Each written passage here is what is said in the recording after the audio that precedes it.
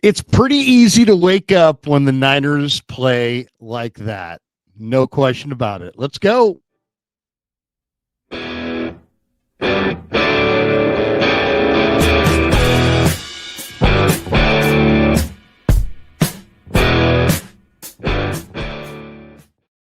I mean, who doesn't love a Victory Monday here on Wake Up? Welcome, Damon Bruce, Larry Krueger. It's great to have you all here, and it's great to see the 49ers reestablish the line of scrimmage, something that we thought that they had lost control of this season. They found some control of it last night. The fact that George Kittle is back in the room, the fact that Hennessy makes his sort of debut in the middle of that offensive line. I mean, we're not wishing injuries on anybody, but the 49ers might have gotten a little bit better with this Hennessy upgrade at center. Christian McCaffrey put a game for the ages down in front of us, and the defense holds its ground. What a night for the defensive line. Michael Penix was just young and dumb enough to lose that game in certain moments, and the 49ers will take it in one of their better efforts of the season. Larry, they remain on the NFC's lead lap with 5 wins now on the season.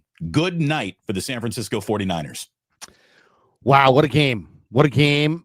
Came home, watched it again, slept as fast as I could. And got up this morning to join you here today, Damon, and I'm fired up for what you call a Victory Monday. Welcome to the Krug Show meets the Palouse. Welcome to Wake Up. We're here every Monday. We're here every Friday. We're here every morning after Niner games. I got lots of people last night at the stadium, Damon, saying, "Are you and Damon going in the morning?" I'm like, "What do you think?" I bet you are. Like, that's right, we are. Do you want to know how big Pig in a Pickle has grown? I was asked twice last night in my live stream if I was the owner of Pig in a Pickle, and if I'm the one who hired you to do that, and if they're, because you keep on thanking Damon and Mary, so I think people think that I'm also the Damon from Pig in a Pickle. Right. Look, I could only. Your wife has your wife been called Mary at all on the street? No, Jillian is not known as Mary, but look, the show's gravity, the show's importance in the zeitgeist, I think it grows. And you know what? The 49ers' importance in the NFL continues to grow too, Larry. And I think that this front office absolutely deserves to reward this team start with an aggressive trade that doesn't sell the future away. But, you know, there was a story that I read over the weekend that the 49ers were very much like in the pole position to make a deal for Trey Hendrickson before the Bengals basically said, no, we're still going to play football this year, so we don't think we're going to move him. So if they were thinking that aggressive before last night, after last night, I mean, Tatum Bethune's nickname should be Geico, because this guy is linebacker insurance. He was fantastic last night, Larry. Fantastic. And I guaranteed in the pregame, Damon, that to Tracy Sandler, I said, Tatum Bethune. She's like, they're like, oh, I don't know how Tatum Bethune's going to do. I go, they go, Krug, what do you think? I said, Tatum Bethune's going to do great. In fact, I will guarantee, I go, he's going to have 10 tackles. She's like, will you guarantee it? And I'm like, absolutely. Hey, and luckily he came through for me. The guy's a tackling machine. Find me the game he's playing in where he doesn't have 10 tackles. He is all over the football field all the time when he is given permission to be out there. And, he got permission due to the Fred Warner injury, and he made the most of it. I loved what Salah and Shanahan did with him. They sat him down, and they watched Fred Warner's first game as a 49er. And they said, look at him, Tatum. Does this guy look anything like the guy you see today? There's no dreadlocks. He's wearing number 48, which, by the way, is your number. But Fred, his rookie year, wear number 48.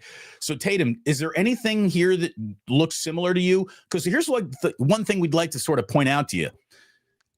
You're better right now than Fred was game one.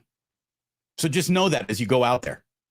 You are more prepared to be successful day one than Fred Warner was. Now, Fred is a Hall of Fame linebacker. We're not saying you're that yet, but I loved that little head game, the mind game that Salah and Shanahan played with Bethune to get him ready to play this game He was outstanding. Chase Lucas was outstanding. I thought that Jordan Elliott was great. I thought that Alfred Collins was really good last night.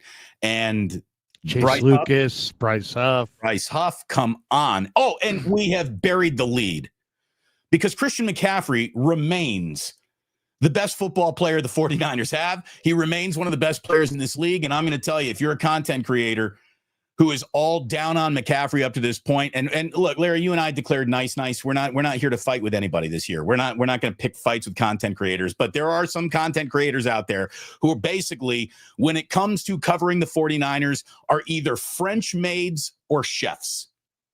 They just want to declare everything washed and cooked as fast as they can. That guy's washed. That guy's cooked. The season's cooked. These injuries, we're now washed. Shanahan's washed. McCaffrey's washed. This guy's cooked. We got chefs and laundromats everywhere covering this team. Here's what the 49ers are. As well positioned to win the Super Bowl as any fucking swinging dick in the locker room. Okay? That's well, I mean, yeah, I mean, this is the NFL in 2025. I think there's a bipolar nature to the coverage for sure. When you win, it's elation. When you lose, it's devastation. And people like to talk big and make proclamations. We're all like that to some degree.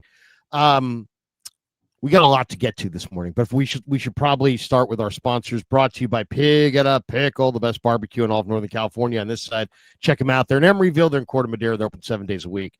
And also, 49er football all season long is presented by Sleeper, the fastest growing fantasy platform in the world. One-stop shop. You get blazing fast news, real-time stats, group chat, season-long leagues, and, of course, Sleeper picks for daily fantasy. All you got to do is use promo code Larry. Sleeper will match your first deposit up to $100.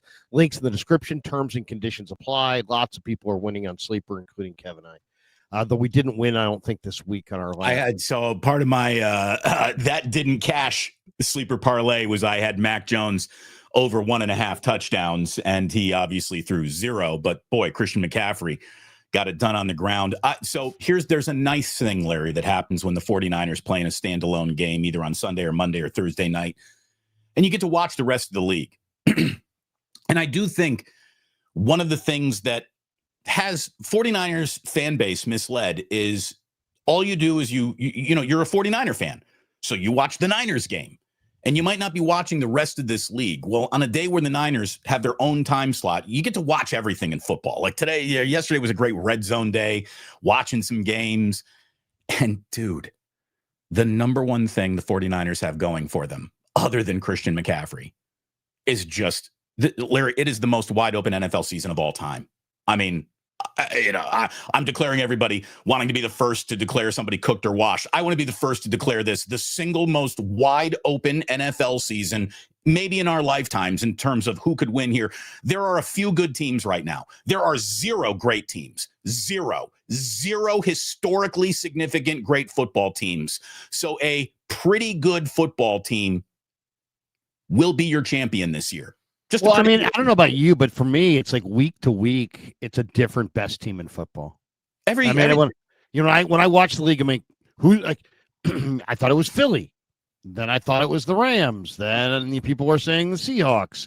Other people are yelling about Tampa, and Green Bay gets Micah Parsons, and all of a sudden, people are just fired up about the Chargers, and then the Broncos, and now the Colts. You might today probably the argument is the Colts. The Colts made absolute mincemeat of the Chargers. Dude, so it is wide freaking open, and anybody can win. And I mean, the idea that the 49ers would sell off the season, that's gone. It's insane.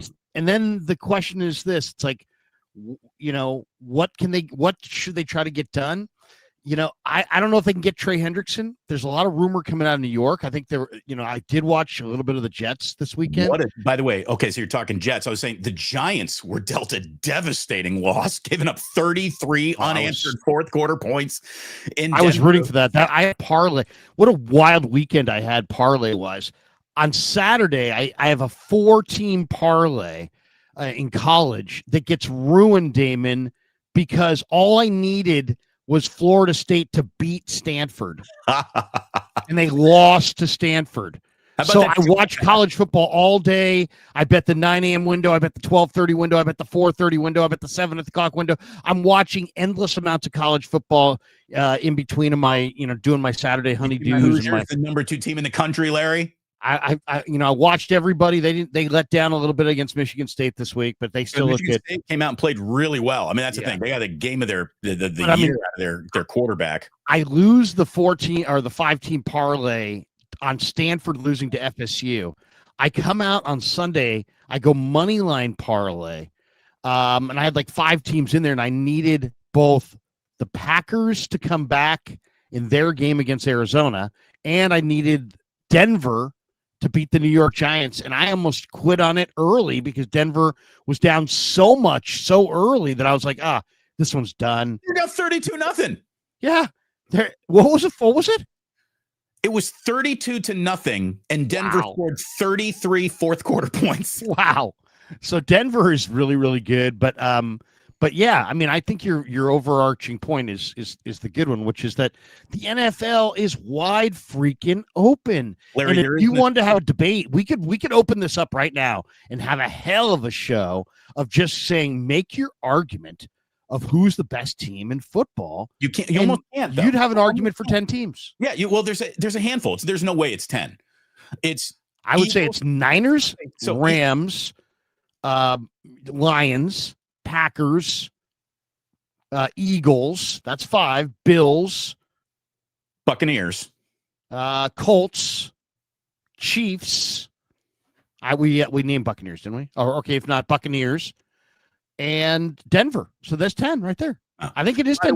It was 19-0 before the comeback started. Sorry, they might be more. Might be 11 because you might want to throw Chargers. Okay, but I guess it wasn't 33 or 32-0, but they scored 33 fourth quarter points. Yeah, the Giants did, or the Broncos did. The way I see it, it's like Eagles, Colts, Packers, Bucks, 49ers, Chiefs, Rams. You put the Bills in there. You get the Lions in there, maybe. Then there are 22, 21, 20-ish teams who are a literal coin flip every single week. You got no idea what you're going to get.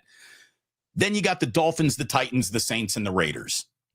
There aren't any 4 teams as good as the 4 worst teams are as being awful. Like there is not a team as good. What? There is. Okay, so on the that may need to be. The teams that are bad in this league are really bad. Are really, really bad. The teams that are good in this league aren't as good at being good as the bad teams are at being bad. Or they're just not quite. I mean, who knows? Maybe Indianapolis is awesome, but I mean, they're not. We haven't seen any consistency across the board. I think the Niners might be the best team. The Niners might be the best team. Think about that for a second. Look, it might be the Patriots. I mean, that's how wide Patriots open look good. Yes, that's how wide open this thing is. There is an awful lot of reason for the 49ers to still believe that they're positioned well. They're going to get even better. They will get healthier. They're going to get more potent offensively.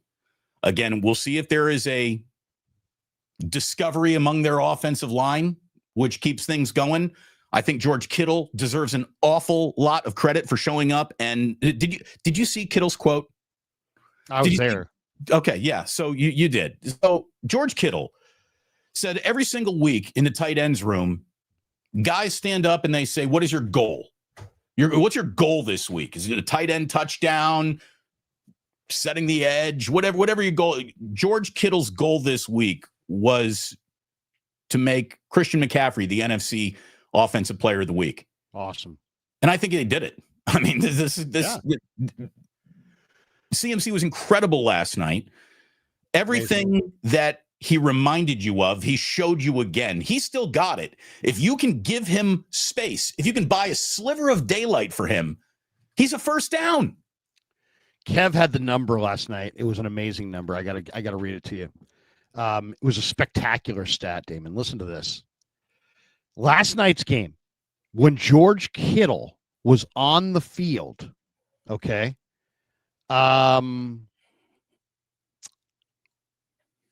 Niners ran 28 times for 151 yards, 2 touchdowns, and it had a 1.4 yards before contact per carry average, okay, with him on the field. When George Kittle was off the field, Damon, they ran 6 times, they got 12 yards, and they had minus 2.1 yards before contact per carry, I should say. How about that?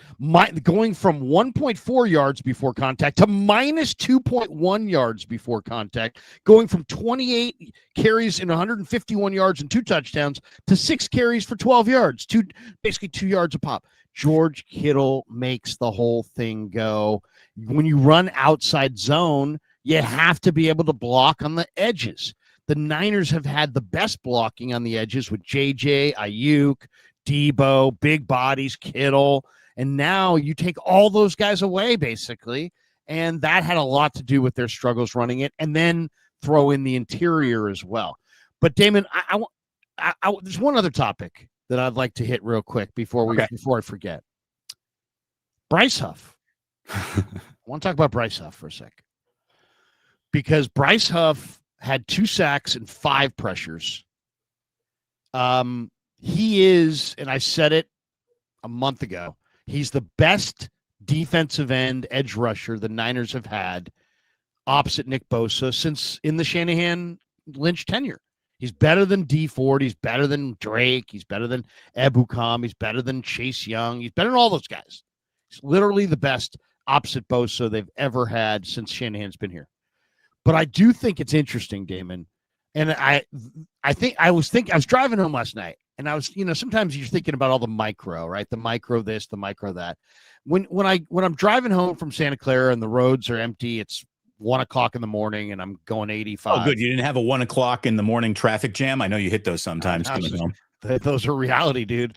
Road closures and fix-ups and this and that. God bless the people who do that stuff, but it's a pain in the butt. But I sometimes will let myself start thinking about kind of the macro view, so I can have some different angle to bring to you than I maybe shared in the postgame, right? Because in the postgame, we're very micro and this third down and this play and that play and this fumble. I like to get the macro view on Monday to try to bring it to people. And to me, Damon, the thought that kept hitting me driving home is that the hubris of being a champion, the arrogance of being on top, and I just really believe this. When you're on top and you win, you get satisfied. And once you get satisfied, you lose sometimes the map that got you to the championship because you're satisfied. I'll give you some examples. 49ers won back-to-back Super Bowls, 88, 89.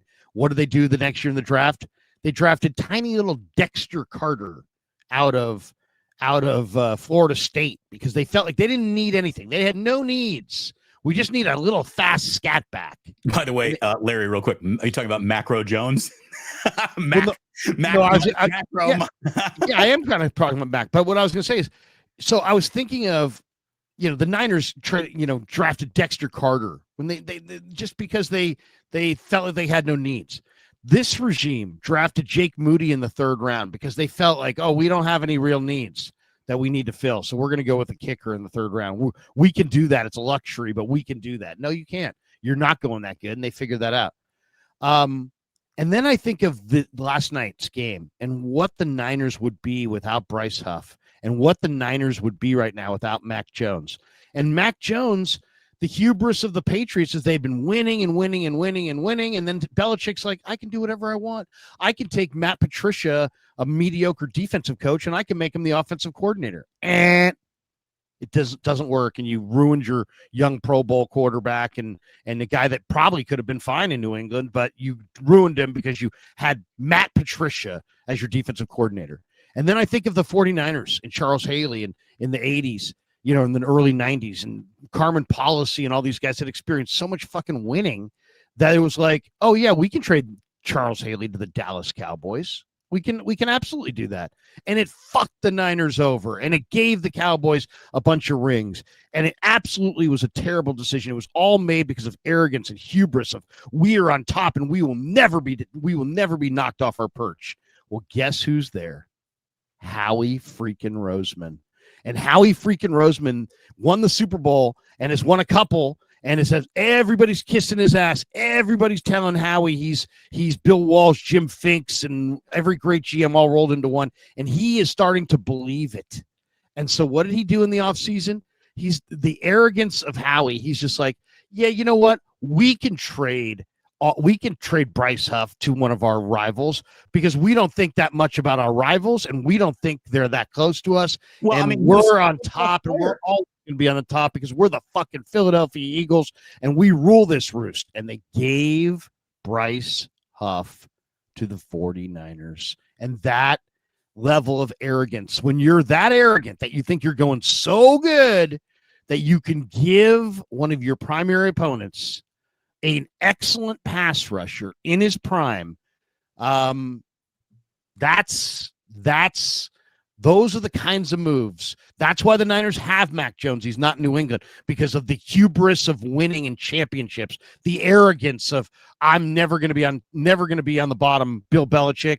Now they have Bryce Huff because Howie Roseman's like, I don't care about the Niners. I'm not worried about the Niners. Here, Niners have Bryce Huff. I think they got Bryce Huff. They got him in. He was hurt. He didn't quite fit their defense, and they just looked at him as a distressed asset that didn't mean much to them. They paid him the contract for a reason. Oh, they did, but then that's because he's good. And they gave him to the Niners. Yeah, it's like Todd Husek made the point. He's like, we were talking about the Haley thing at some point. He's like, why do they have to trade him to the Cowboys? It's like, exactly. If they hadn't traded him to the Cowboys, you wouldn't have had the 92 title, the 93 title. He was the final piece to the puzzle. I'm not saying this is Charles Haley, but it reminds me a lot of Charles Haley. Charles Haley, went to the Cowboys from the Niners because of their arrogance. And now Bryce Huff is a Niner, and he came from the Eagles because of Howie Roseman's belief that the Niners can't touch him, that the Eagles are going that good. I mean, when it comes never to going Haley, quite that good. Right. When it comes to Charles Haley, I mean, I think you're leaving a little bit out of the story there. Was there some hubris? There's reasons. I mean, there's reasons that Huff didn't fit. I mean, yes, Charles Haley was a bad actor, but Roseman's not. bad. What's that? No, I know. But that's why Damon, that's why you trade him. That's not why you trade him to the Dallas Cowboys. True. Who were building up a juggernaut, and you handed them the final piece to the puzzle. When you see your opponent struggling, you don't throw them a life preserver. And the last thing I would have done if I was Howie Roseman is give anybody who is dangerous off the edge. Kyle Shanahan can score points. They've got offensive weapons. You're giving them Bryce Huff in his prime. And it's all because of how arrogant Philly is. Philly thinks that the Niners don't matter. Philly thinks that they don't need Bryce Huff, and they're going to get the pick. And it's now the Niners have the best edge rusher they've had opposite Bosa since Shanahan has been here, and they got him in a trade from probably their number one team that stands between them and the bowl. By the way, quite amazing, really. This guy's getting better radar is officially now pinging on Sam Aquinu. I mean, he's playing better, man. Week after week, the more snaps he gets, the better he gets. Really happy that Alfred Collins fell on that fumble again last night. Alfred Collins is turning into a player early in his career. And, without Fred Warner to just clean up everything behind you, this defensive line it needs to be better. And I'll tell you, I thought Jordan Elliott last night played with a lot of sand in his pants, man. He was hard to move around. Yeah. He's playing well with the Niners. Yeah. Look, it's, at some point, great guy too. Great guy. At some point, we're going to, I think, look at this improving defense under Salah, and we will come, the pendulum will swing back to, man, it really sucks that Bosa and Warner aren't a part of this. But I think they still got enough pieces to be a functional team in a wide open NFL. And if their offense can just keep, the scoreboard honest, they're going to be in every game that they're going to play the remainder of this season. I mean, their next two steps are just huge in terms of the way the entire year unfolds. Let's get to that then. Let's get to that because that's Niners, Texans. Right. At Houston, at the New York Giants. Both of these feel like winnable games, but there's nothing easy about them. Houston's defense is ready to beat you up in any game. Houston's offense maybe doesn't even show up at the stadium, though. So that's the shot you got in that game. The New York Giants have a very interesting young quarterback here in Jackson Dart who will spend most of the game looking great and then throw a pick six that relaunches a Broncos comeback. And, oh, shit, he's a rookie. By the way, man, I'll tell you, this is not a day to, crap on Kyle or criticize anything. They did the job last night. But the way that they ended that first half and his clock management, I swear to God, how do you have 3 timeouts, about 50 seconds to kill, the ball on the 40, and you throw 3 times in a row?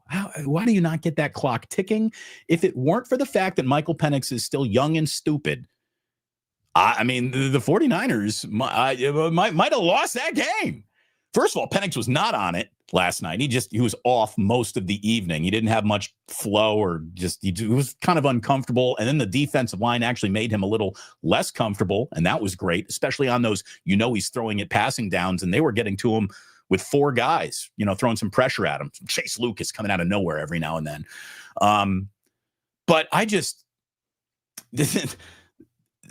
I lost my train of thought. I'm sorry. It's all right. Let me rescue you for just a second. I've got a thought. I've got a thing I want to show. Here it is. If not for Michael Penix throwing the ball out of bounds, intentional grounding for a 10-second runoff. Oh yeah, the end of the first half. That game's tighter at halftime. The 49ers' best defensive play of the first half, affecting the scoreboard, was Michael Penix taking a field goal away from the Falcons before they even got a chance to kick it. Yeah, I mean that, first of all, it wasn't necessarily going to be a field goal. Could have been a touchdown. Oh, that's the thing. They had a couple shots to the end zone for sure. Right. I mean, they had a couple shots. Let's share the screen. Morning wake up deserves a little morning Baldi. Let's get a little morning Baldi.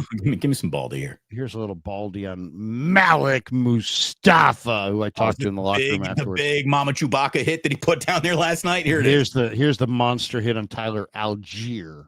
I wonder what John Lynch thinks about when he watches Malik Mustapha here. Who's bringing the wood? The big wood from the safety position right here. 100 miles an hour. Big wood. Tyler Algier coming up the middle, and he hits him, bang! Right in his xiphoid process. He bends it backwards. He doesn't get up. He buckles him.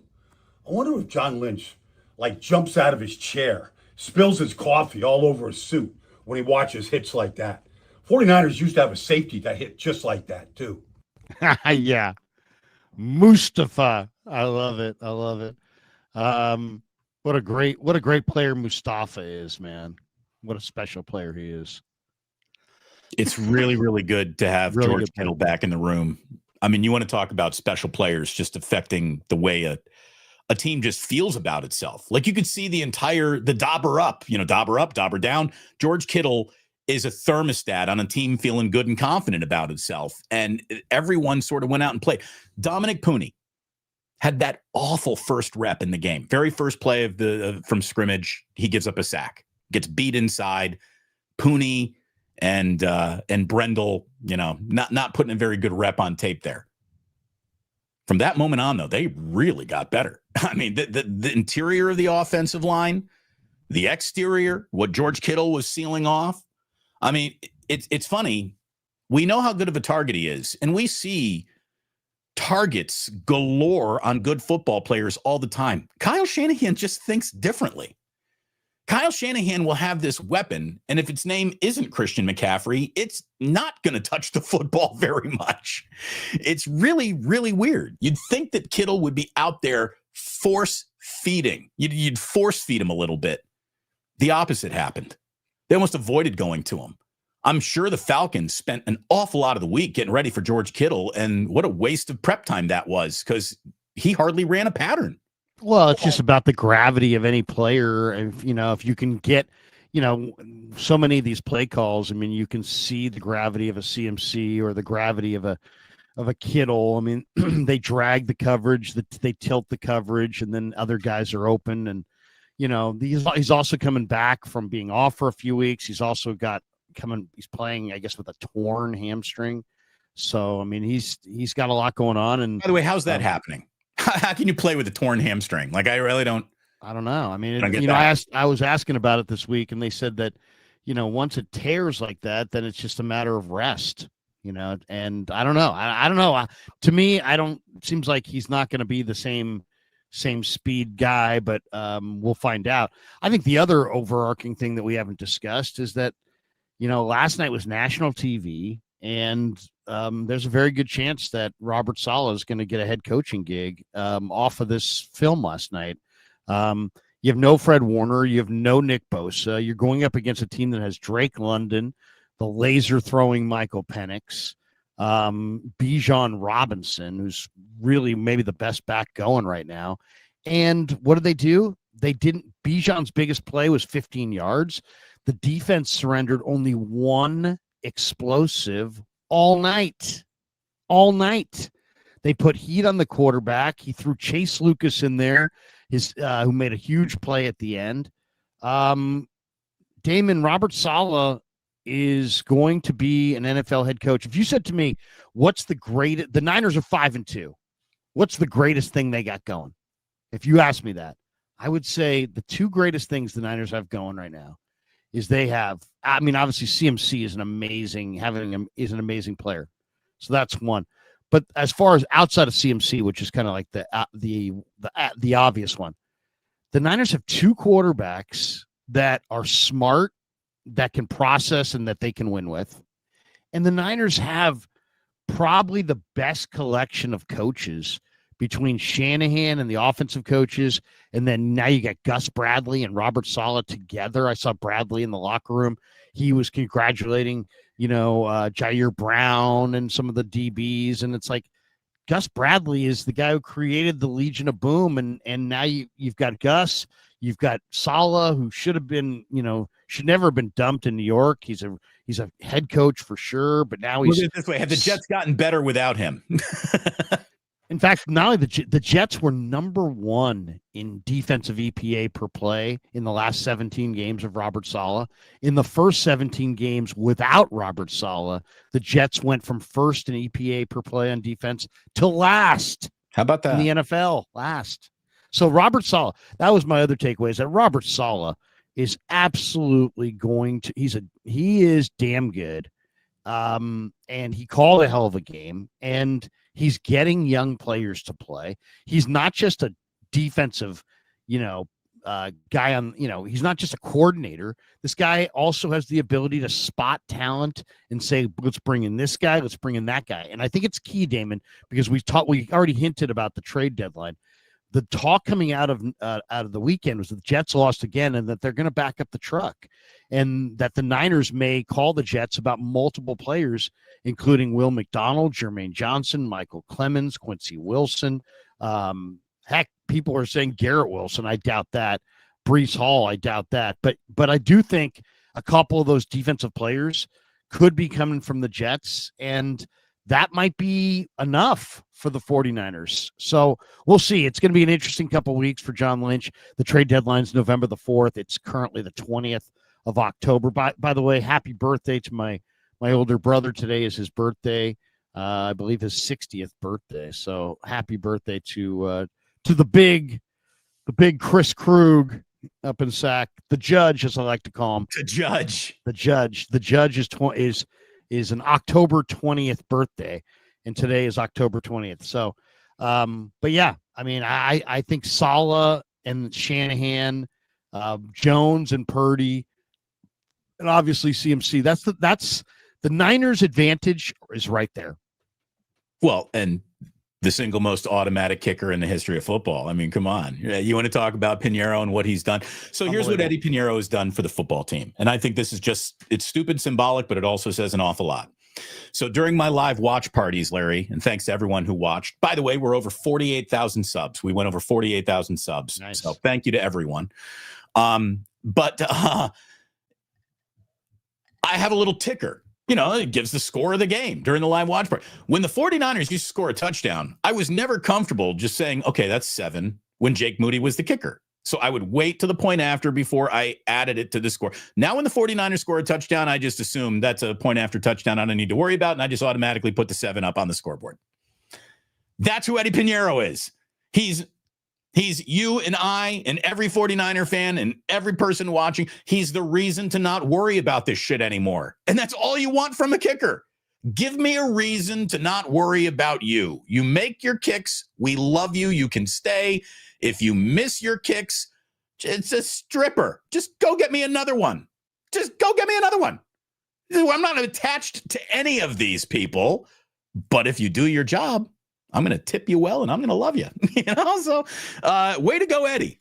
Way to go, Eddie. I mean, this guy has stabilized, he's the 49ers are looking at 3 points when they're at their own 40-yard line. He's the message that you should never, ever, ever stay with a kicker who's not doing the job. Ever. Go find somebody. Go find somebody else. Have a tryout camp. Here's the thing. Maybe just don't go to somebody else like all willy-nilly, but when the somebody else is measurably one of the most accurate kickers in the history of the league, like go get that guy. Once again, if the Niners go on, now who knows what the season will bring, but let's just say they get their ultimate goal. I thought it was interesting. John Feliciano went on 95.7 The Game last week in his segment, and he said, I think everything is still there for the 49ers. I know they've lost Bosa. I know they've lost Warner. I know everybody's down, but I think they can achieve all their goals. In other words, he thinks they can win it all.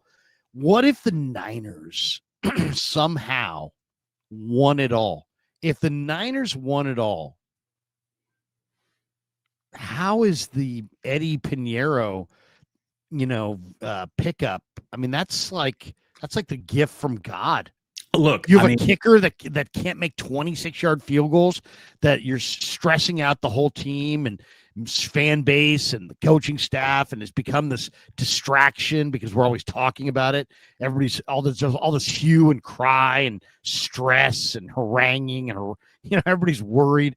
And then you go to Eddie Pinheiro, and he goes 17 for 17. And makes a bunch. I think like 6 of them are over 50. Yeah, it's the best start any 49er kicker has had to a season of consecutive made field goals. He's passed Robbie Gould's record. Let me just say this too about Jake Moody, who we love to crap on and shit on. He's been really good in Chicago. He has been. He's winning games. I hope he's great in Chicago. It's Ditka, Singletary, Butkus, Sayers, Peyton, Moody. Your foundation. Believe me, they'll like him. I mean, he went to Michigan. Yeah. Heck, Chicago's right there on the shores of Lake Michigan. There's a great affinity for him. I'm sure there. And maybe this is what's that? Chicago is just America's largest Big Ten alumni meeting. That's all it is.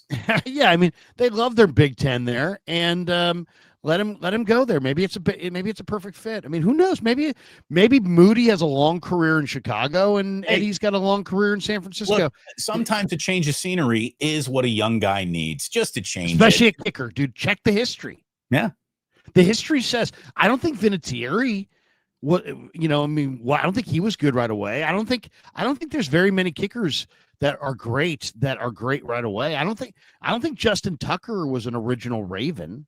I'll tell you what, the guy kicking for Dallas right now is he's great. Brandon Aubrey.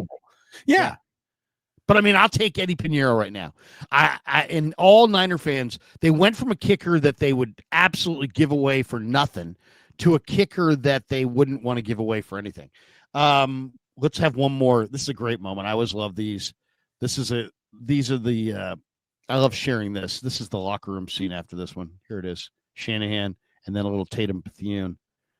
Here we go. Niners locker room, courtesy of the Niners. O-line, big time. Backs, big time. Everyone on offense, big time. We were able to stick with it. Defense, you allowed us to do it. I can't be more grateful for you guys for doing that, man. Hey, man, throughout this game, man, and when the game ended, all I could think about, man, it's just the beginning, bro. We got this dub, but we got long ways to go, bro. Yes, we ain't play a perfect game yet, and that's what we striving to. Yeah, right. Hey, let's go. Niners on 3. Niners on me. 1, 2, 3. O-line, big time. I love that kid. Big time. Here's the thing. I love that kid. He's great. The most important part of that, and what this is what everyone, I think, you get so caught up in a season, you forget where you are in it. the Niners have more football to play in front of them than they have played football behind them. I mean, the majority of the season remains for them. So the people who, again, Larry, I know your faith was a little shaken after that Tampa Bay game. You were talking about maybe selling and moving. No. Not this year. In the wide open era that this league is in right now, all you got to do is keep winning football games. Every single playoff team will have a shot to win the Super Bowl. And I know that technically exists every year, but this year for real.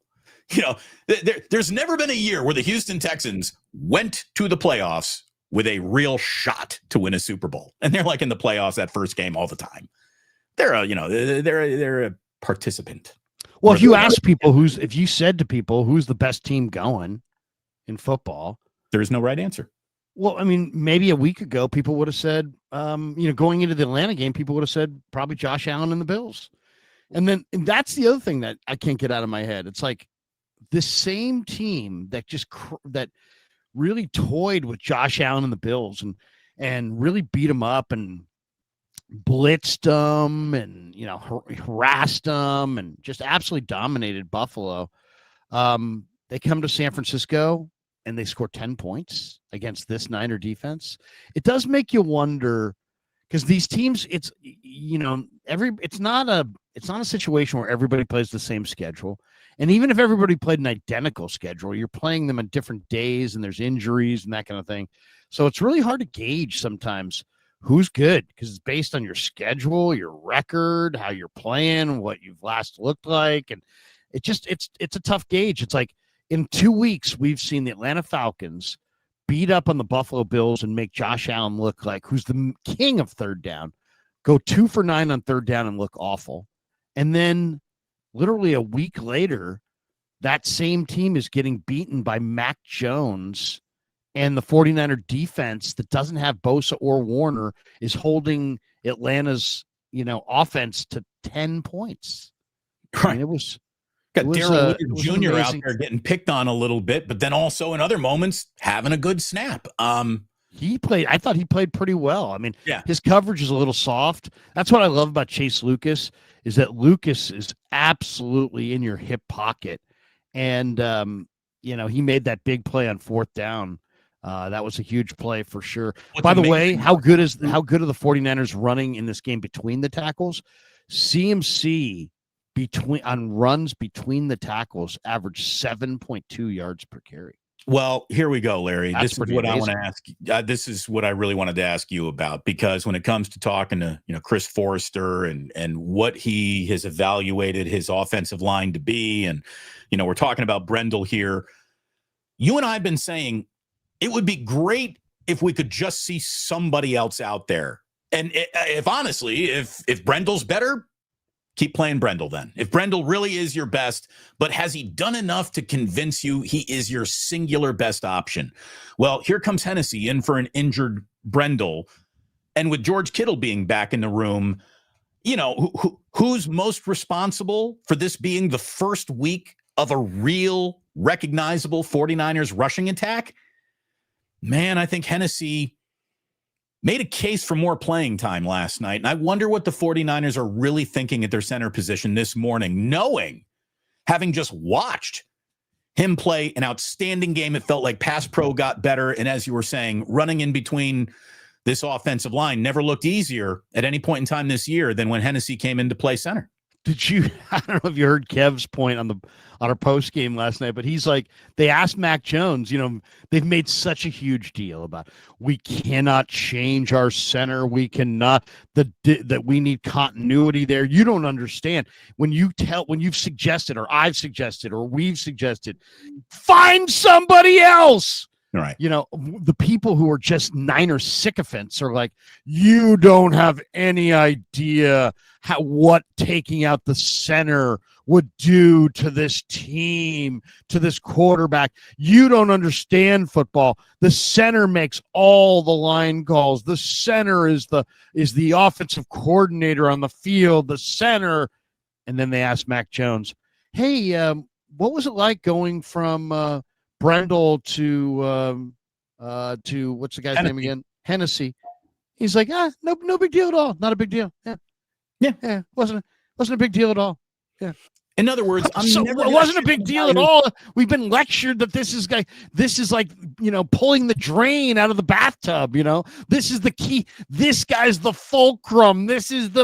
We cannot not have Jake. I think we did okay. I think we all lived. We had no Jake and we all lived. Well, all the reasons that your pretend argument there in the little pretend debate you just had, all the reasons to why you can't change the center position are the same reasons I'm using why you should look to make a change, because it is that important. You're right. So can we get a little bit better than Jake Brendel? And if you can't, then congratulations, Jake. The job is yours. But I thought that last night, whether it be Hennessy getting the shot or Nugent getting the shot or Zakel getting the shot, somebody else in there, and we saw it, and I did think it improved.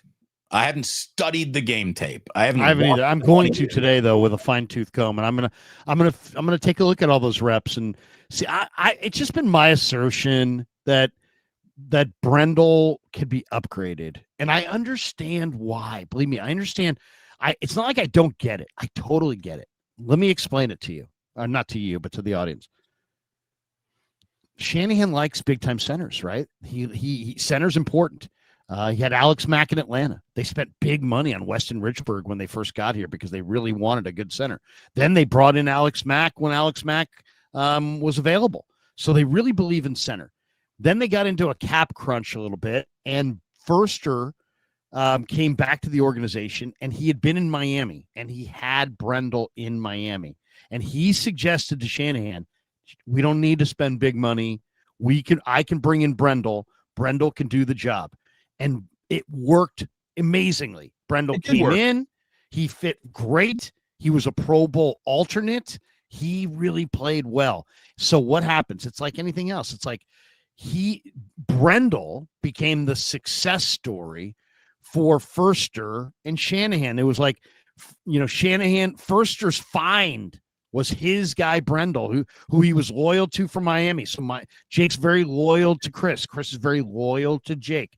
I get it. I totally understand it. I do. I appreciate it. Yeah, exactly. I appreciate it. But now that was a couple, it was 3 years ago that he was a Pro Bowl alternate. And that's a football lifetime, dude. That's a football lifetime, 3 years. And we've seen some regression. That's all I'm saying.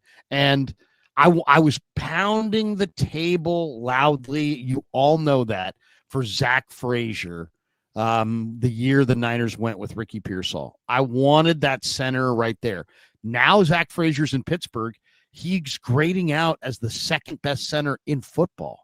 So he's really, really good. And he's playing in Pittsburgh for the next decade. They could have had that. They would have been further down the line of rebuilding their O-line if they had a rock like Frazier and Pooney and Colby. Now you've got now you get the makings of a young, dominant line, but instead they didn't make that investment. They went with the receiver. He's having problems staying on the field. So, we'll see. But I definitely think that's why they went with Brendel. But guess what? If Hennessy's a bigger body, Hennessy's an NFL starter. I think Nugent's got some talent. I think he can start. I just want to see some other guys. I want to see some other guys, and I want to see if it makes an impact. I think at this point, when they're struggling so mightily to run the ball at times, you gotta be open-minded about. And maybe this injury will now give them. I think it's just a hamstring. I don't know if it's tear. We'll find out later today. But maybe this injury, there's a positive in it that they can look at some of these other guys and at least make a determination. And here's the thing. Now we have film on these guys. We got film of Jake, film of these guys. Who's better? At least we're there. The last thing you want is Brendel out of the picture for the entire year. I hope he doesn't have a severe injury. You want this guy to be able to play at some point, because if you think the 49ers aren't going to see another blue tent this year, you obviously haven't been paying attention. This team lives in a blue tent. So, I hope Brendel recovers, but I hope that they have discovered something in Hennessy here that they really like on film this week, and the coaches are having that internal conversation. Did we get better because of blank? And I think the 49ers owe it to themselves to have that legitimate. Look at it this way. Just ask Mac Jones and Christian McCaffrey. Do you guys think that was better? If both of them say, yeah, well, there's a lot there, isn't there? Yeah. I mean, I know that this is an NBA team and you're going, like, hey, guys, vibe checks, everything good? Football doesn't work like that. But I do think that there needs to be some serious consideration that an upgrade has materialized in front of our eyes without any choices by the coaching staff. An injury chose this, so no one's responsible for it. It just happened. And I think they got better with it just happening. By the way, an interesting coaching note, if you will, Lawrence. 75th career regular season win for Shanahan with the 49ers last night. He's one of 6 active head coaches to have 75 wins with the team that they currently coach. Now, Mike Tomlin is, of course, on top of the list, 187. John Harbaugh in Baltimore's won 173. Andy Reid, 147 in Kansas City. Sean McDermott in Buffalo has won 90 games. McVay with the Rams is 185. Shanahan's 75th career regular season win with the Niners. And I would argue, I guess you can't take away Super Bowl years. When you're an NFC champion, you had a good year coaching. But I think that we're watching Kyle Shanahan's best job as a head coach right now. And there are still moments where we're left scratching our heads and going, come on, man, you got to get a little bit better on that. Only Kyle could get too cute with a fullback dive, right? I mean, a fullback dive is officially the least cute play in football, but Kyle used it in a too cute moment. And I'm going to tell you right now, don't hand the ball to Kyle Juszczyk again in his career. Yeah. In his career, throw him the ball all you want. Kyle Juszczyk in a pattern is dangerous. Kyle Juszczyk with the football is me carrying a football. He goes nowhere. He's not a runner. He's not a fullback runner. He's really not really much of a fullback blocker. What he is a little bit of a utility fullback, can catch the ball for you, use him as such, or get him off the field. Use him as a tight end. Use him as a chess piece. He's fine. He does some good things. He can be, but yeah, I mean, at times you're sitting there. The play last night was really rough, but, yeah, I mean, what can you say? What can you say there? He's a Pro Bowl fullback, but that wasn't a great moment. Do you think, so here's a question I almost don't even want to ask. As this team is watching McCorkle do his thing. Right. There is no quarterback controversy until there is one in Kyle's own mind. Do you think there's one growing in Kyle's mind? Well, first of all, I disagree with the premise that there's no quarterback controversy. I said it going into yesterday, and I believe it, which is I said if Mac Jones wins tonight and plays really well in the process, and then the 49ers go back to Brock Purdy next week in Houston, and for whatever reason, if Brock plays not that great and they lose to the Texans, I don't care what the Niners want, what Shanahan wants, what Lynch wants, what Jed wants, what the locker room wants, what the media wants. It won't matter. It doesn't matter. These things take a life of their own. Here's the reality. Here's the Niners' reality. They're an iconic franchise in a major market that sells the NFL. The NFL is a juggernaut. It's not a juggernaut because of the Carolina Panthers. It's not a juggernaut because of the Jacksonville Jaguars. It's a juggernaut because of the Philadelphia Eagles. It's a juggernaut because of the Dallas Cowboys. It's a juggernaut because of the Chicago Bears. It's a juggernaut because of the LA Rams. It's a juggernaut because of the New England Patriots. It's a juggernaut because of the Oakland Raiders, now the Las Vegas Raiders. It's a juggernaut because there's like 12 iconic franchises that make this a juggernaut. The Niners are one of those franchises. So the NFL is enormously popular, and the Niners are one of the reasons it's enormously popular. And so guess what? If and there's a million talking heads now. The NFL Network's got all these shows, and everybody's got all these shows. And football drives more media in this country than any other sport times. It's the only reason why network television continues to exist. Right. And there's NFL talking heads, there's fantasy football talking heads, there's people who watch film talking heads, there's ex-players there's gambling, your buddy's a gambling talking head, there's ex-players, there's Fox shows, ESPN shows, FanDuel's got shows. I mean, there's a lot and of Wake shows. Up is the best of them all. We're here. We're all part of it. So the bottom line is this: the football media is massive. And then you get a story like the 49ers quarterback, and now it's a controversy. Even if the Niners say no controversy, even if the Niners had a there's no controversy here playing over the speakers at the stadium, it does not matter. If Brock Purdy plays poorly, and this was national TV last night, Mac Jones is not 1-0. He's 4-1. He's 4-1. He's playing really good. Particularly great last night, but he got the job done. He was 4-1. Matt and Purdy's 1-1. And if Purdy falls to 1-2, and they lose to the Texans, every single football show is going to be debating that question. There'll be poll questions, there'll be topics, there'll be this, there'll be that. You think Shady McCoy went off on the Jones versus Purdy last week? Oh my God, it's just a blip on the radar of what's coming, because it's an iconic franchise. It's a big money team. It's quarterback. It's big names. It's bi-coastal. It's a quarterback that's been to the Super Bowl in Purdy. It's a quarterback that played for the Patriots and Alabama, for crying out loud, and Mac Jones. It's a real low hanging fruit topic. I know. It's going to be huge. The media will run with it because that's what the media does. You fall on a football when you see it. You try to pick it up and score with it.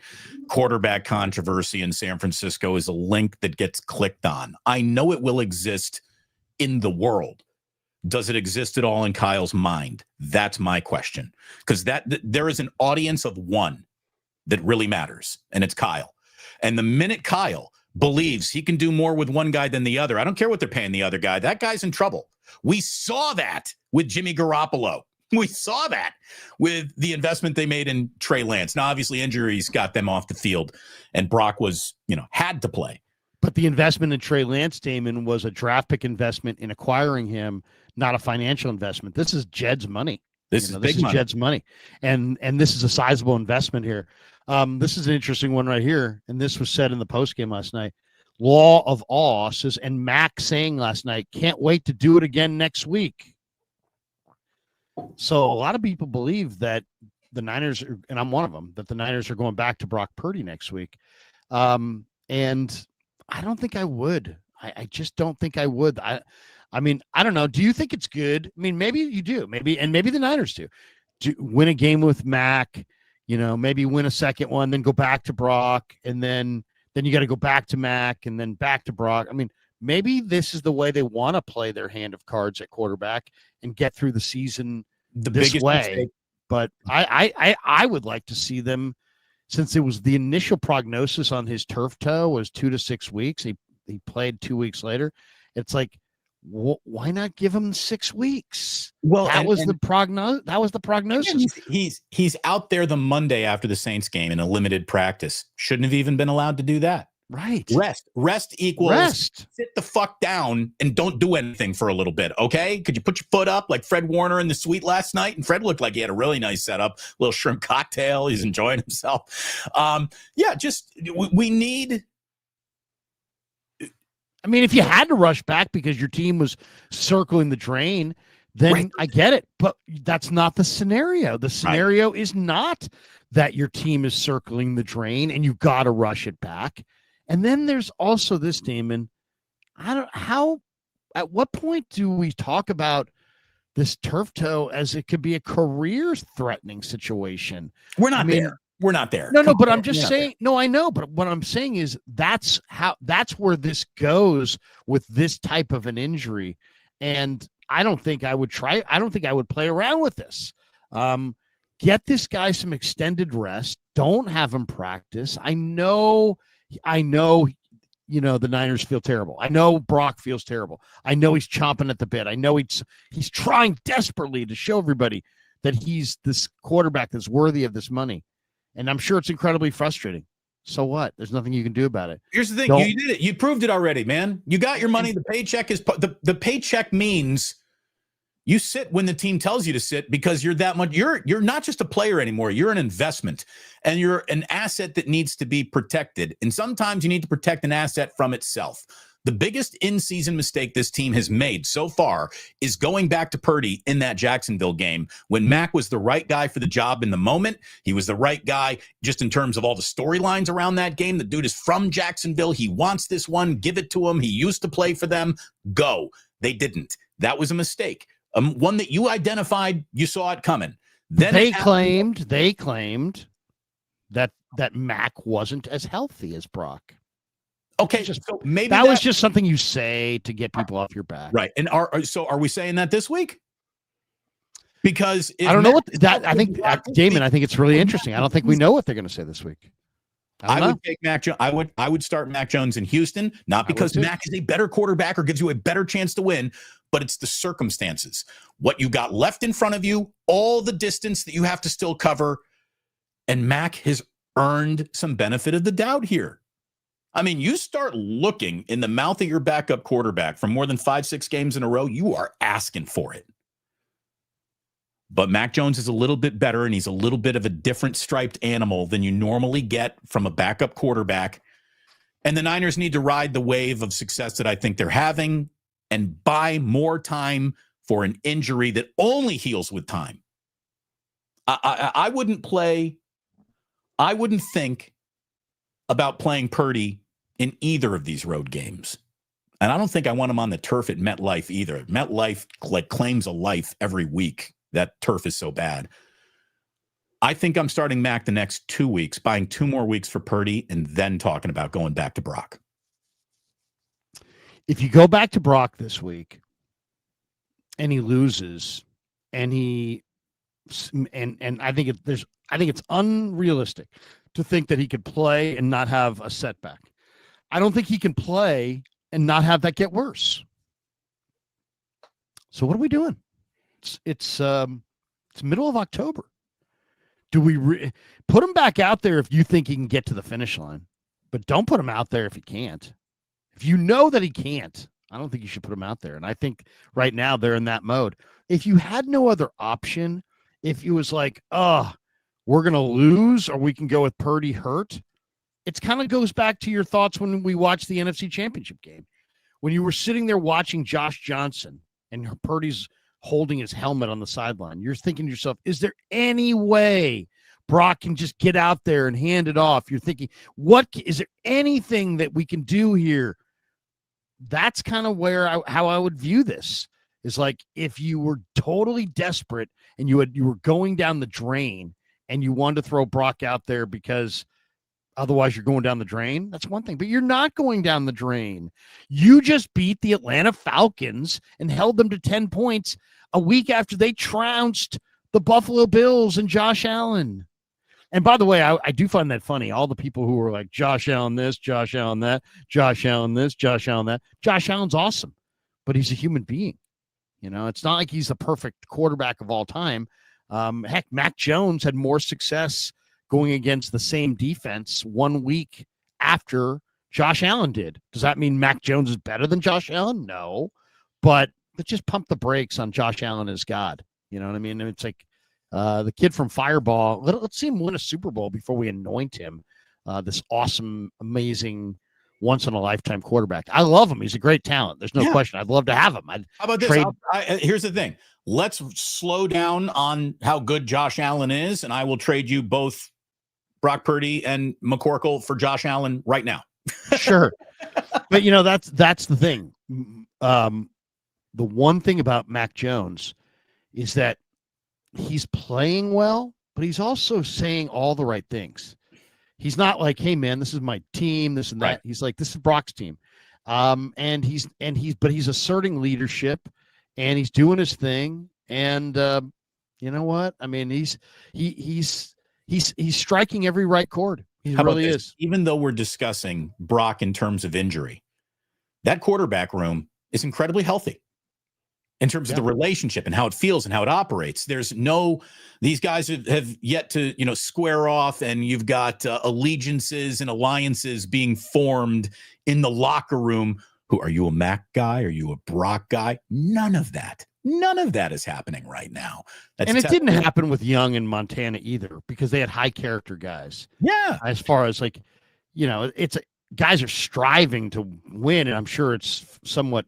I mean, that room was probably frostier than this room, to be completely honest. But yeah, Brock is got mental maturity, and Jones has a great attitude, and these young guys like Martinez and Rourke are there, and these guys also know that they need to bring these guys along. I mean, Curtis Rourke might be the quarterback of the future. They got to bring him along.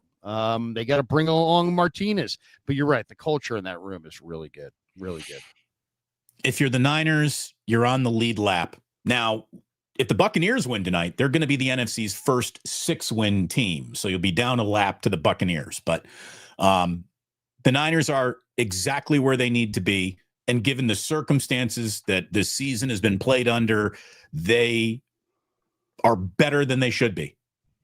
They're probably not, the most legit, your record is who you are, 5-2 team out there. But of all 5-2 teams, there's nobody who's got more talent apparently coming back to the room to make them a little bit better. You can also say there's already enough talent out of the room to means, you're not going to hit the X marks the spot of where your season goes anyways. But the coaching, the players, the culture, it's all in line right now. And I think if you're a 49er fan, to be anything other than satisfied with what you've seen so far, with the circumstances that have surrounded all of this, that very, very well, you got to be really happy with this start. You have to be. They're 5-2 with injuries everywhere, including their starting quarterback. That's normally a death sentence. They're 5-2, and maybe you're going to get better. I don't think there's a maybe to it. I think they're gonna. Yeah, I mean, but you never know who you're going to lose. That's all I'm saying. Right. All right. It is time for our Habbas Law. Let's go for our supers here. Today's show sponsored by Habbas Law. For more than 40 years, Omar Habbas and his son Tarek have been standing up for people right here in Northern California. Fierce, relentless PI attorneys. They don't back down until justice is done. So when you're injured, insurance companies try to dodge. These guys don't let them dodge because they know how to defeat these guys, because that's what they've done. That's what Habbas Law does. They beat these insurance companies. They're official partners of the Giants, the Earthquakes, San Jose State, Santa Clara. So if you need someone in your corner, call the firm insurance companies. Hope you never call Habbas Law. They will fight to make it right. Visit them on the web at habbaslaw.com, HABBAS law.com, 1-800-INJURED. Once again, Habbas Law, they will fight to make it right. All right, we got a bunch of supers here. Let's get to our supers, and we got a couple more things we want to hit, including the Giants' new manager potentially, and the Warriors over/under. Jeb is with us. He says, Pooney head down on run blocks whiffing. What the fuck? I haven't watched the film, Jeb. I sound like Mike Singletary, but I will check that out. Pooney had a terrible first rep and then got better. By the way, who would have ever? I mean, let me tell you, you're making your bets last night. So there are two guys from Iowa playing in this game tonight for the 49ers. One of them's George Kittle. The other is an offensive lineman. Who do you think leads the night in Iowa receptions? Exactly. Here's another one. That would have been a great bet. We got Kittle, you got Tongas, who's absolutely been coming on, and you got Luke Farrell. Only one of these guys is going to catch a football tonight. Who's it going to be? Right. Luke Farrell. I mean, it's just Kyle was. Where was Tongas last night? He was uninvolved. Did he play? I didn't see him very much. I have not seen the Matt Barrows snap count. Yeah, I've got to check that snap count. Today. I mean, he was dinged up. Maybe they gave him the week off. Joseph Ernberg says, great win, guys. Not yet sold on a big trade yet and don't have the highest hopes in the playoffs. Bummed we didn't see Watkins at all. Yeah, Jordan Watkins was inactive. I'd like to see Jordan Watkins. I'd also like to see Nick Martin. Can we just stop talking about players that Kyle obviously just does not want to play? No, he wants to play. It's not that he doesn't want to play. Watkins. He's just had injuries. Seething hot, bitter contempt for any rookie position play there is. Kyle hates his rookies. The Niners run their team like a street gang. It's like anybody who's got seniority. You got seniority. You're a made man here. Oh, you're the new guy. Let's wait to see who you. I don't want to hear anything about Watkins. I don't want to hear about anything about Jordan James. I don't want to hear about anything about Jacob Cowing. I don't want to hear anything about Isaac Garendo ever again. These guys, you might as well be talking about ghosts and apparitions. They're not even on the roster. Why not? Well, I don't understand their use of Guerrero. I mean, it's like, what? You've got a guy you threw 16 passes last year. He caught 15 of them. He's 6'2". He's got 4.3 speed. He's 230 pounds. And it's like, this guy's obviously not a running back, but he's obviously a really good receiver. Flex him out and throw him the fucking ball. Jesus Christ. I mean, it's sad. This guy makes plays on the practice field where you're like, that's the best player on the team. Looks fantastic. He looks the best. And then he doesn't ever get the ball. It's like, I get it for a week. I get it for a couple weeks. But after a while, that's negligence. Get your best players on the field. Bill Walsh used to say, everybody would be like, oh, this guy can't do this. He can't do that. There's all kinds of shit this guy can't do, Guerrero. But guess what? You have him on the team for a reason. You drafted him for a reason. Your scouts like some of his traits. He's got amazing traits. Put him on the field, let him run a pattern, and throw him the football. And let's see it. Instead, I mean, this guy's active on game day and does nothing. Nothing. Ever. It's what a waste. Absolute waste. Either trade him or use him. But he's not a running back, Kyle. He's a receiver. Throw him the ball. And he's super fast and big. Throw him the ball. How about Sky Moore getting a play from scrimmage last night? Wow. How about that? Nathan McFadden, hopefully Firster realizes the blood oath he made with a swamp witch is now broken. A competent center existed on the roster. Flowers for Hennessy. It's awesome. Here's the thing. Jake Brendle's competent. Jake Brendle is a middle-of-the-road NFL center. You know, there's guys better than him. There's guys worse than him. He's not the best. He's not the worst. He's just there. I think we got a little bit more with Hennessy, and I hope they find it on film this week too. I think the team played better with Hennessy in, call it a small sample size if you want, but I think we got a big. I got to go watch it. I got to go watch it and see, because that is one of those things you really got to hone in on. Yeah. Paul Glass's carries 14 for Bijan versus 26 for CMC. Niners outcoached Atlanta. I definitely felt like the Niners outcoached Atlanta in a few spots in this game. There were multiple things that I thought Robert Salah really did a nice job. We got this one. Keep it all in front of you, football. That's all they're doing. Robert Salah's just saying, we're going to take away all the big shit. No explosives. One explosive all night. Yeah. So, you know, they pick up 7 yards on first down. Great. We'll fight them harder on second and third down, but just don't give up the big play. Keep it all in front of you. And I get what the run defense allowed, 67 yards last? I mean, it was the script was completely flipped on what I thought was going to happen in the running game last night. I thought the Falcons were going to kind of go off.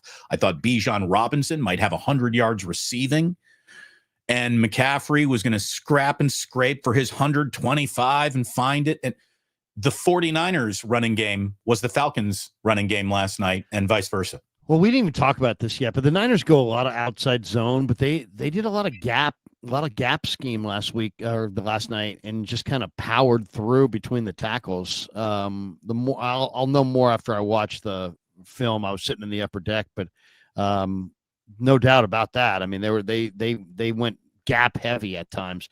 Propa says Warner Bethune combo will be great next year. Do you think the biggest trade need is edge rush? Ideally, O-line help, but you can't really just find that. You know, I don't know about next year as far as, you know, I mean, you've got Winters, you've got Warner, you've got Bethune, you've got Nick Martin, but they're fortified. They've got a lot of guys there. It's funny too, because I you know, there are a lot of people who are like Bethune, and then like I get accused of liking all these late round picks. So people are ragging me all week. Oh, dude, you like Bethune? You like Bethune? It's like, come on. Yeah, dude, I do. I like Bethune. I mean, he shows up at the football all the time with an angry disposition. I'll take him every day. I liked him at Florida State. He wasn't fast enough. The key was this. Last year when he got some run, he wasn't fast enough, and he had to redo his body. But he did. And he spent the offseason redoing his body, and he picked up an extra step and a half of speed. And it's kind of like Brock Purdy going to Jacksonville, picking up a little bit of arm strength, and all of a sudden now he's got requisite arm strength. Well, it's the same thing with Tatum Bethune. You're either fast enough or not fast enough. Those are the two speeds in the NFL. And last year he wasn't fast enough. He was right on that 4.7, 4.8. That's not fast enough. That's that's linebackers in the 20 years ago. Now you gotta be sub 4.7, or you're coming off the field. And this guy, I think right now probably is sub 4.7 because he redid his body. So his instincts are good. He hits like a truck. I thought that the speed is why he's improved. I thought that the matchup that, Raheem Morris was really going to be looking for was isolating Robinson on Bethune. I thought that's where, the Niners might be in for it a little bit, but Bethune did a great job. He really did. And I'm not saying he's ready to be Patrick Willis, but he was Patrick Willis like. He was Fred Warner like. I certainly did not see a radical drop off in his snaps or in his play. As a matter of fact, that's the best the 49ers defense has looked all year. It really is. We've got this one from Dale, who says, please tell us about our new center, Larry. Our new center is a guy by the name of Matt Hennessy. And Matt Hennessy is a 27-year-old who was born in Nyack, New York. Hey, upstate New York guy. Which means he's probably pretty smart. Grew up in Bardonia, New York. He went to Don Bosco Prep. I grew up in upstate New York. Where is he from? Don Bonia, New York. I've never heard of it. He's from he went to Don Bosco Prep in Ramsey, New Jersey. He's from Nyack, New York, and he grew up in Bardonia. Okay. I can tell you where Bardonia is if you want to know. Bardonia is in Clarkston, Rockland County, New York. It's located northeast of Nanuet, northwest of West Nyack. Right now, Nyack, New York is. I think you might have grown up with some money then. That's some rich property right there. There's your Wall Street power corridor almost. Maybe I'll ask him that. And Matt, are you from money? Are you well-heeled? That's like a ratty question. Anyway, he attended Don Bosco Prep in Ramsey, New Jersey. He was a starter at offensive tackle as a junior and senior for the Iron Men. His high school team was the Iron Men. He was a 3-star. We got Jess of East Coast Red and Gold podcast. She's Jersey. She's a Jersey girl. There you go, Jess. I saw Jess at the Niner game a few weeks back. Jess, good to see you in the chat. 3-star offensive tackle recruit, according to Rivals. He committed to play at Temple over offers from Air Force, Army, Florida Atlantic, Old Dominion, and Yale. So he's obviously smart. I mean, he was considering Yale. And then he started off playing left guard. Then he went to Temple. He became the left guard. Then he became the center, and then became an all-conference player. He played in the Senior Bowl in 2020. He's 6'3" and 7/8, 307 pounds, 10-inch hands, big hands. Selected by the Falcons in the 3rd round. Wow, 3rd round of the 2020 pick. Played behind Alex Mack as a rookie. And then the Falcons named him their starting center in 2021. He started every game. Then he started at left guard, and he suffered a knee injury. So he's had some knee problems. He went to Philly, and then they released him. Then he went to Atlanta, and he came in for Drew Dahlman when they put Drew Dahlman on injured reserve. Niners signed him the day after Christmas last year. He signed a 2-year deal. His older brother is a long snapper for the Jets. How about that? His older brother Thomas is a long snapper for the Jets. There you go. So it's like the Manning family of centers. They grew up in New York as New York Giants fans. Yeah. So he's considered, a lot of people liked Hennessy as a starter, and obviously Shanahan had some knowledge of him. They probably liked him in the draft process, but he's interesting. So there you go. I mean, I could look up his scouting report and give you some information there, but it's, more than anything, you're talking about an NFL body. You're talking about a guy who is not old. So that's good. I mean, and the Niners wanted options at center, and they kind of, that was the really surprising thing. If you looked at the way they put together their training camp roster, they had all kinds of options at center. Nugent and Zakel and Brendel and Hennessy, and they had all kinds of options, and they never looked like that where they were interested in putting anybody other than Brendel on the field. So he was a 3-year starter in college. His strengths, he was awarded the single-digit practice jersey as one of the toughest players on the Temple team. So that's cool. Very athletic, offers the ability to pull out and get outside on screens. Can hold his post through double teams, stays after single blocks with determination. Weaknesses, as he's a little bit undersized by NFL standards. Look, when I lacks some mass, lacks some length. Here's the thing: undersized doesn't really bother me at center. As a matter of fact, I think that's where you get some leverage. What do you think? Who's the guy for the Ravens who played? Who played at Iowa? I think is he a center or guard? He's a hell of a player. I mean, you're just talking about a smaller player. Yeah, center is the spot where heck, Mark Stepnoski on the Cowboys, offensive line in the 90s was like 290 or something, to 285, 290. Are you talking about Linderbaum? Yeah, Linderbaum. Linderbaum, he's a terrific player.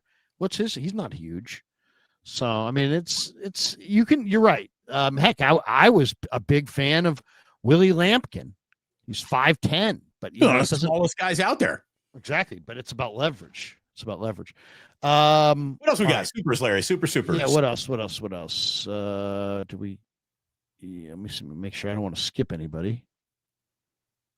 Let's see. Do we get that one? Yes, we had the Swamp Witch blood oath broken. We got that one. Yes, we got that one. And wait. I just skipped that. Fine. Here we go. Do we get this one? Yep. Oh, there we go. We just hit that. Dale's, Pooney, and Trent were tired of the shade being thrown. Play better. Yeah. I'm tired of people throwing shade at me too. Kevin Wood, CMC is first in rushes and third in catches in all the NFL. By the way, Bijan Robinson coming into this game led the NFL by a significant margin in yards from scrimmage. Mm-hmm. And he had done it in one less game because the Falcons had a week 4 bye. How about that? Bijan was leading the league by a wide margin in total yards from scrimmage, and he had already missed a week already, and so he's playing one less game. Dude, Robinson is absolutely in the conversation for Offensive Player of the Year this year. Yeah, he's a great talent. And the only thing he's got on Christian McCaffrey is youth. We see youth wasted on the young at all times. I'm sure Christian's a little bit jealous, but Christian helped him. Christian, they worked out together. He's a great kid too, by the way. My daughter and her fiance met. She's in Atlanta, going to school there, and they were out and about in Atlanta earlier this year, and they met Bijan, and they took a picture with him. He's a really, really good dude. McCaffrey, let me just give you this real quick. McCaffrey's recorded 465 rushing yards, 516 receiving so far this year, joining Hall of Fame running back Marshall Faulk as the only players in NFL history to have 450 or more rushing and 450 or more in the air through the first 7 games of the season. Wow. So, Marshall Faulk's nickname was Canton, by the way, in his locker rooms. They would just call him, "What's Canton doing today?" Because they knew he was going. Christian McCaffrey. What a great player he was. He should be Christian McCanton because he's going. This is one of the single greatest football players in the history of the San Francisco 49ers. It's funny, too. It's like I didn't realize what he was. I'm sorry. Go ahead. I think he's their greatest running back ever. With all due that's respect. Interesting. I mean, Roger Craig. I mean, Hugh McElhaney. They've had some good ones for sure. Yeah, Frank Gore's the third all-time leading rusher in the history of the league. Yeah, I think Frank might have something to say about that. But yeah, I hear what you're saying. He's a great player. I'll tell you what's amazing. The most amazing part about Christian is his greatest trait is I didn't realize what his greatest trait was. His greatest trait is his ridiculous competitiveness. He's like literally the most competitive guy there is. Steven Sheridan says, enjoying this team immensely this year. Bang, bang. I'm enjoying it as well. David E says, hey, guys, why don't the Niners sign Bryce Huff long-term now? Yeah, I think that makes sense. I would. Well, what's his contract? Where is he? I thought he signed a 2-year deal, and this was the second year. And that's the other thing I didn't even mention. Howie Roseman and the Eagles are paying a gigantic chunk of this contract. So not only the Niners have Bryce Huff, not only did they get him for nothing from one of their arch rivals, that team, the Eagles, are paying, I believe, like $8 million of his salary. So, I mean, that's the arrogance of Howie. So Huff right now, here he is, his age 27 season, making $7.7 million. He is under contract for 2026 for $1.2 million. No, I don't think that's his base. I think that's the cap hit. Yeah, excuse me. That's the base salary. His cap hit is 5.3, which is a song for him. That's very reasonable. You don't need to redo that contract now. There's no reason to. Well, I think what people are saying is make sure he doesn't leave. I think that's what people are saying. Yeah, well, here's the thing. I think he's going to be happy. I think he's going to stay. I think you eventually do it, but you don't need to do it right now. Fuji Simeon says, how much longer till Mike McDaniel's fired in Miami? Yeah, what time is it? Jalen Phillips could be coming too. I mean, that's another guy I wouldn't mind having because Bradley Chubb, but I'd rather have Jalen Phillips. Jalen Phillips is like a 19% win percentage off the edge, and that's second only to Trey Hendrickson. MSQ says, is Malik Mustapha back? Feels like he's certainly coming, man. Talked to him in the locker room after the game. I said, hey man, how you feeling? And he's like, oh, I feel great. He's like, just to get back in the field. He's like, I missed it so much. And just to get back out there with my brothers and, fight the fight and play the game I love. And he's like, I've been waiting a long time. He's like, I feel great. He's like, I'm kind of ramping up still. I'm still getting back. But yeah, that's a special young guy. He really is special. He's a tremendous guy, a tremendous player. You should go, if you come down, you should interview him, Damon. He's really good. Fuji Simeon, how was the media food, Larry? The media food was really amazing, actually. Sometimes they have some amazing stuff. Well, that's the thing. When they know it's a Sunday night game, like when they know the nation's media is descending, you're gonna, it's not gonna be a dry chicken finger. No. In fact, I'll tell you what it was. It was really good yesterday. It was, they did they gave you what's it called, that the beef that gets really soft, I always talk about it all the time from Pig in a Pickle, the brisket. Okay. They did brisket tacos. Oh, okay. And they cooked the brisket to bejesus and then shredded it. Oh, so it wasn't like big pieces. Tacos? It was, what's that? Like burnt end tacos they're trying to go for? But it wasn't burnt end. It was, because those are a little crunchier. This is just like, it almost looked like, just like slow cooked chicken or beef, but it was with brisket and it was obviously pulled apart. And then they gave you one of those plates that had like indentions and like little valleys, and they put 3 tacos in there. So it like held them together. Oh, and then they had a taco tray. They give you a taco tray, and they had what's it called when they take the onions and they make them like pink? They're so bright. Pickled onions, and they had some amazing tomatillo salsa. It was the tacos were incredible. Then at halftime, they had their chicken fingers they normally have, but they went with a chicken noodle soup. Ooh, they had a chicken noodle soup with but it had like kind of a Southwest, flavor to it. It was like it was freaking amazing. I'm sitting there talking to somebody. I'm like, dude, I'm having a hard time concentrating on what you're saying because I'm enjoying my Southwestern chicken noodle soup so immensely. It was. By the way, in the single most you're a 50-year-old man sentence I will say today, I really like soup. I like soup is good food. Are you about to say that? I like soup. I do. I'm a soup guy. It's funny you should say that.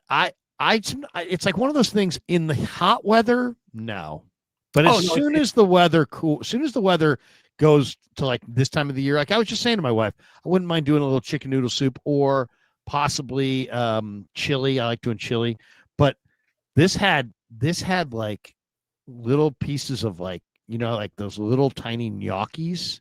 Little had like pillows. little pelts of gnocchi with diced up chicken and some celery and carrot. It was really good. I'm just going to tell you, try the minestrone. The minestrone, I'm a vegetarian, so I go ahead. I don't eat meat, and neither does Tate, and so we like the minestrone. All right, let's do it quickly. We gotta go. Fuji Simeon, I'm happy to have good 49er news. Can't stand Otani. Oh, Otani's the best. Oh my God, Otani. I mean, Yeah, the single greatest baseball game ever played, Larry. I'm pretty sure Otani's not a human being. I'm pretty sure he's mechanical. Blood Moon, Cooper Rush was better, won 5 straight. Sure. Lucetta Ruiz, I think team needs a true free safety at the trade deadline. Okay. True free safety. That's interesting. Heather Taylor, when will they name the starter for this week? I'm sick of thinking of Brock coming out and playing like he did against Jacksonville. When do you think that will be, Damon? When do you think they'll name what? Thursday. Not till Thursday, yeah. They're definitely going to play their cards close to the vest. Fuji Simeon, off topic, your take on the Giants Vitello rumors. Hate it. I don't know. Damon, what do you think of the Giants may be hiring Tennessee's baseball coach? It's never been done before. Been done before. Ever. They get full credit for outside the box thinking. Okay, I'll give them that. Am I really excited about a retread? There's no reason I should be anti this hire. Bruce Bochy was a retread. I will say that, yeah, so was Joe Torre was a retread. I hear you. So was Joe Bob Madden. You're the guy who ended the curse in Chicago was a retread. Here's the thing. I would never bring in a guy to solve a major league problem who's never spent a day in the major leagues. I wouldn't make this hire. But, if you trust Buster, you let him run to his instincts on this one. His personal instincts are bringing him to this one. There's no analytics that says, go do this. And if this guy comes in and shakes it up and is as much of a, pepper pot energy as Drew Gilbert kind of put into that dugout, maybe I don't know. Or maybe this is the reason why Buster should have never gotten the job in the first place. He was the desperate hire and doesn't know what the fuck it is he's doing. That is also out there for the Giants. So we'll see. How do you have your best players as Devers and Ramos and Matos and you don't have a Spanish speaking manager? I think they missed an opportunity here. I would have gone with Yadi Molina. Go with a guy who's bilingual. Go with a guy who's done it at the major league level. Some of your greatest players are coming from Latin America. It's kind of important that you have to communicate. It's like right. This guy runs into the stands. This guy could schmooze the pants off of a Georgia high school recruit. But that's what he's done at Tennessee. But here's the thing: is he going to get Devers to the rah go team go shit just does not work in Major League Baseball. You need to know what you're doing. And the whole I'm here with attitude and Mr. Enthusiasm, that shit does not work over 162 games in a marathon. You need to know what you're doing. Does he know what he's doing? If he does, if he can manage a bullpen, if he can set a lineup. I mean, I don't even know what managers really even do in baseball these days anymore. I don't know. They say you're right to the GM. Yeah. So, why not? Well, why not? It's certainly not the direction I would have assumed anyone would have gone in. So maybe there's a little creativity and brilliance to that. We'll all find out. Or maybe this is the reason why Buster will be fired by 2030. I'll say what I said on KNBR. These Giants owners are a bunch of cheap asses. You can't spend $1 for every $2 your opponent spends and think you're going to beat them, especially not when they're smarter than you.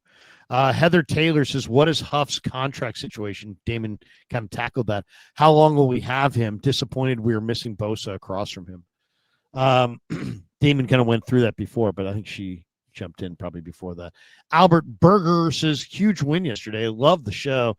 Larry, being down at the facility, do you know if there are plans for a new state-of-the-art practice facility? That's a good question.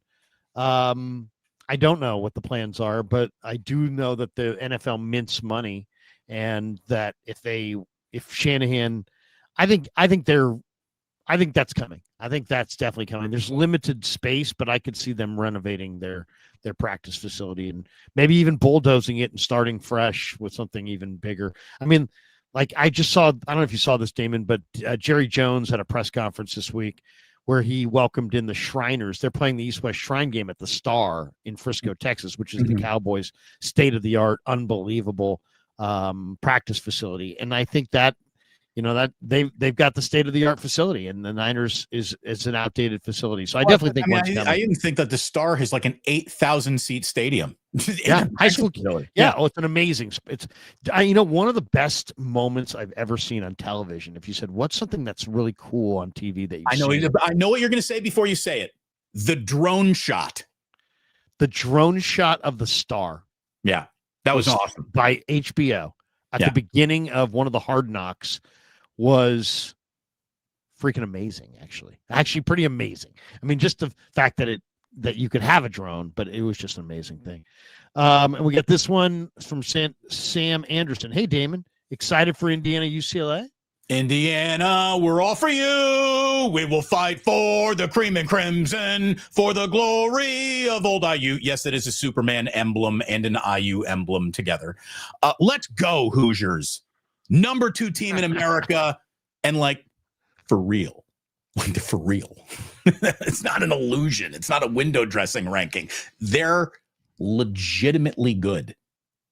So it's I've never had a gift like this in my entire sporting life. I would have told you, yes, the Chicago Cubs will definitely win a World Series before they did. In my lifetime, before Indiana football would matter. So this is the equivalent of sports walking on water. We have seen Lazarus rise from the dead. This is incredible. This is I'll say this as a football person in the history of the Big Ten. It's the greatest 20-game run in the history of the Big Ten. The quarterback is a Heisman candidate. The team is number 2 in the country. They have a 12-1 Big Ten record since hiring Cignetti. He signed 3 contracts in 20 games. 3 contracts. Did you see the elevation of his salary? Larry, why not? Indiana. This guy was a wide receiver coach for somebody, and he was making hardly anything, and now he's $100,000 a year. Now he's killing it. He's on top of the football world. It's like the 3rd highest paid coach in the sport. IU has been playing. They got a lot of talent there, though. I say this: they got a lot of talent. Larry, we've been playing football in Bloomington for 127 years. There's been 36 winning seasons. This is the worst. This is the worst program in America. It's the worst program in America.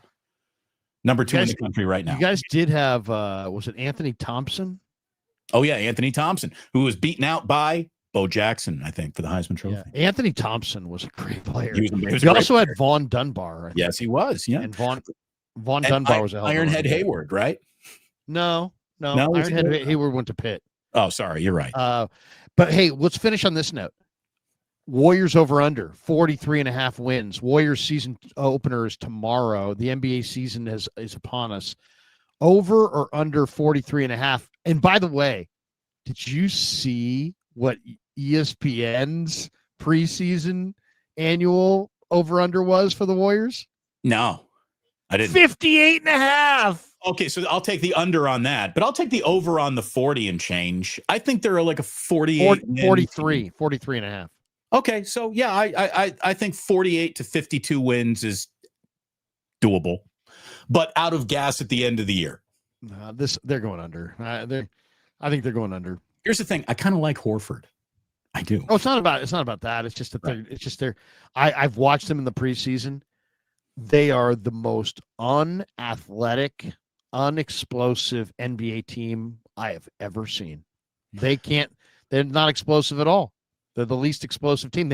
Nobody can beat anybody off the dribble. Steph is going to be exhausted bringing it up against pressure. They don't seem to get the fact that they need to play Steph as the 2 guard and have a primary ball handler. So they totally jacked their offseason by not getting that primary ball handler that they desperately needed. And Steph's going to run into a wall before we get to Christmas. You might be right. They're gonna sink like a stone. It's not going to be a great year, but hopefully it's a fun year. Okay, I'll give you. And I'm just going to tell you right now, on Wednesday night at 8:00, Nick Friedel will be joining me on the Plus. We're already got that schedule coming up. So the night after the Warriors get their season debut underway, Nick Friedel is going to be joining me. Looking forward to that conversation, Larry. I always look forward to our conversations. Is Nick ESPN still, Damon? No, he's with The Athletic now. He was at ESPN for years. They bought him out, but then he had to, he couldn't work anywhere else during his buyout. So he and his mother, traveled the globe. He had a great couple of years off at full pay. And now he's back covering the Warriors again, back in the Bay. He's a great guy. I love Nick Friedel. Yeah, very good dude. Very good dude. Awesome. Good stuff, Larry. Thank you, man. MJ, drop this one. Larry, sorry, dude, but you were an idiot. Thank you. Great way to end the show. Great way. Leave that one up there. Hey, thanks to everybody. Have a great day. I'm going to be this idiot's going to pop over to Cambiar at 11:50 for a conversation with Greg and Greg. And then I may stream later today with Grant. I may not. We'll see. And then Niners Nightly tonight at 6, but it's not going to be at 6 because we got the Monday night doubleheader. So I'll be on at 8:30 after the game, taking your phone calls, and we'll take a lot of calls tonight. We'll get your reaction. And the topic of the night is kind of what Damon and I started the show with today, which is the Niners may not be the best team in football, but they might be the best team in football. And who would you say right now is, in your mind, the best team in football? And we'll talk about it later on tonight. There is no best team in football. A pretty good football team will be the champion of this league this year, and the 49ers qualify at this particular time as a pretty good football team. So they're in it. Thanks for watching. Like and subscribe. Eat at Ike's. Get a Guinness at the Dubliner West Portal. Pig in a pickle. And don't Sleeper. Don't forget Sleeper. And don't forget the cheese. Habbas Law. Thanks to all you guys. Have a great day. Links are in the description for all of the sponsors. Shop the sponsors. Help the show. For Damon, I'm Larry. Have a great day. Peace.